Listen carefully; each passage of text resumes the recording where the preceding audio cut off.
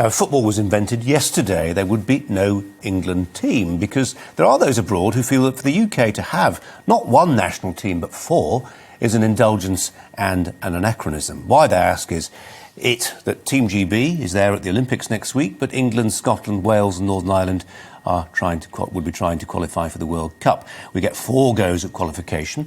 Countries with much bigger populations get 1. It's interesting to think what a British football team might look like. Would Harry Kane be Britain's captain if Cardiff-born Gareth Bale had been available for selection? Historically, how much stronger would GBFC have been when the best of British played together, not for its constituent parts? Would a squad selected to play under a Union Jack have won a World Cup, for instance, in the 1970s, or for the world's greatest players? Northern Ireland's George Best had been on the UK team sheet. This only works, of course, as a thought experiment. You can't abolish national football teams. They mean a lot to people, as we've just seen.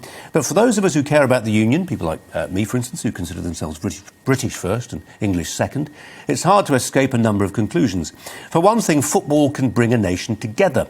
It can also repel those who aren't part or don't feel as if they're part of the story. It's easy to dismiss the anybody but England rhetoric of recent days in Scotland, Wales and Northern Ireland as harmless banter. The music station Pure Radio Scotland, which rebranded itself as Pure Radio Italy for the weekend, for example.